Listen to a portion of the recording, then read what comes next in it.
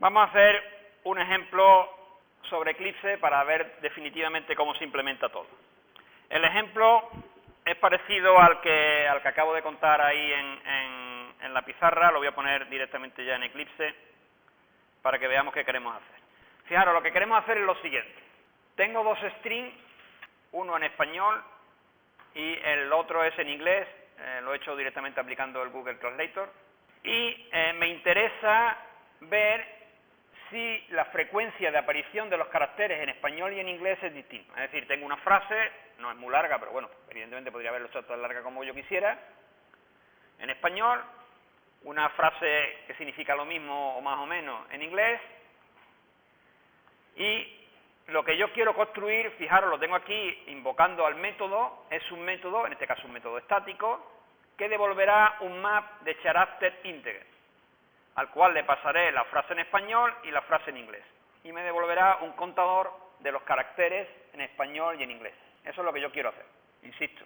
Lo que quiero hacer es simplemente contar la frecuencia absoluta, no es frecuencia relativa, en este caso es, para simplificar, es la frecuencia absoluta del número de veces que aparece cada carácter en dos textos, en inglés y en español. Evidentemente, el método contador caracteres es el mismo, lo único que cambia es el string que yo le paso. Lo que sí voy a hacer es construir dos mapas diferentes, un contador en español y un contador en inglés. Vemos cómo se invoca el método. Es decir, yo voy a construir un objeto de tipo map, que es character integer, que se va a llamar contador en español o contador en inglés cuando la frase sea en inglés. ¿De acuerdo? Y pues después lo único que voy a hacer es llamar al método mostrar en inglés con la frecuencia que aparezca cada carácter. Voy a copiarme la cabecera del método y vamos a empezar a trabajar.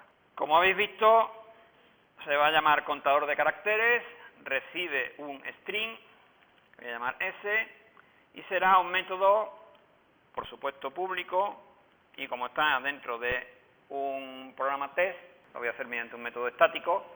Esta es la cabecera, por tanto. La cabecera, repito, lo que va a hacer es un método que se llama contador de caracteres, que le va a devolver un map de character integer y va a recibir un string. Por tanto, lo primero que nosotros debemos hacer es crearnos este mapa. ¿Cómo lo creo? Pues invocando al constructor de la clase, voy a llamarle al mapa m, new de character, y no se nos olvide que al final tendremos que hacer un return de este m. Hemos hecho el esquema que teníamos, el apartado A, creación del objeto. Siguiente paso, el paso B, para cada clave mediante un recorrido. ¿Cómo implementamos nosotros un recorrido sobre los caracteres de un string? Yo tengo un string y quiero recorrerlo carácter a carácter. ¿Cómo lo hago? Con un for clásico.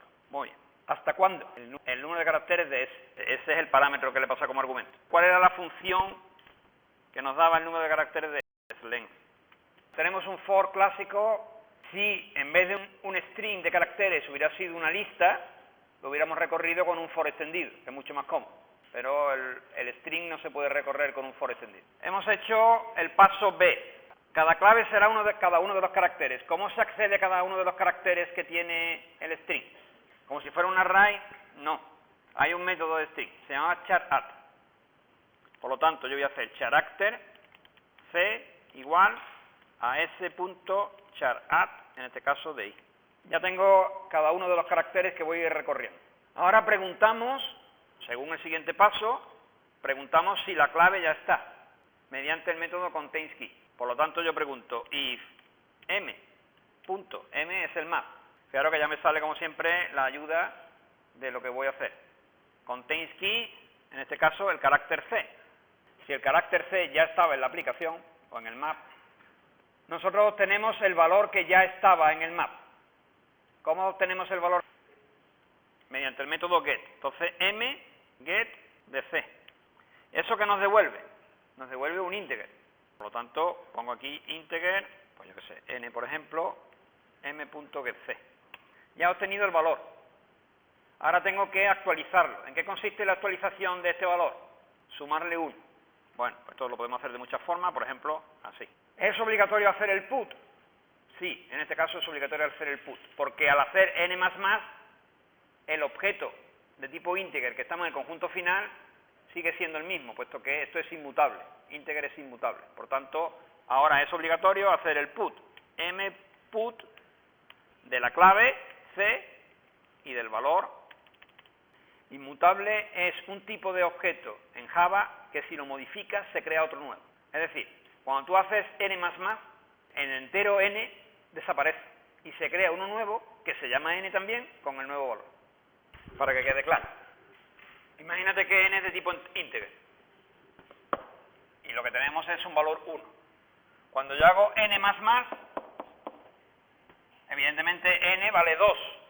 ¿Qué es lo que se hace? Lo que se hace es lo siguiente. Se crea un nuevo n, se le asigna el valor 2 y esto desaparece. Por tanto, cuando estamos hablando de un map, tú tienes aquí el 1. Tú dices, obtén el valor, haces un get y obtienes el 1 y se lo asignas a n. Cuando tú haces n++, este 1 sigue siendo 1. Y ahora tienes que n es una referencia a 2. Pero es distinto este n de este nuevo n. Por tanto, tienes obligatoriamente que poner el 2 aquí. Por eso es obligatorio el put cuando el tipo es inmutable. Los string también son inmutables. Todos los tipos wrapper, todos los envoltorios son inmutables y los string también. Hemos terminado la primera parte del código. Ahora hay que hacer en el caso en el que no esté la clave. ¿Qué había que hacer si no estaba la clave? Pues inicializar el valor que se vaya a introducir en el map. ¿Cuál es ese valor inicial? En el caso que estamos haciendo. 1, ¿no? Pues pongo n igual a 1, hago un put de cn.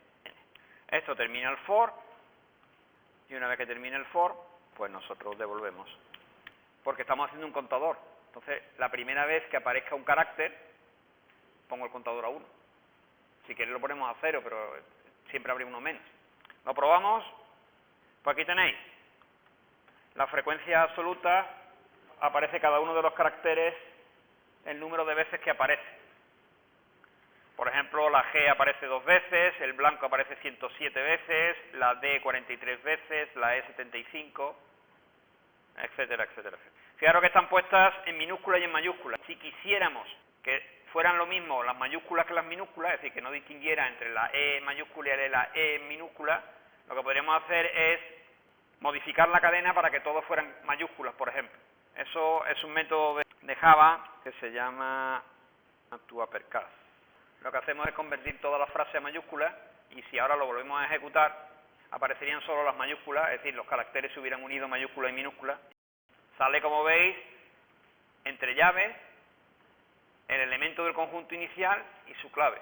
Perdón, el elemento del conjunto inicial es la clave y su valor. La clave y su valor separados por coma. Eso es una aplicación.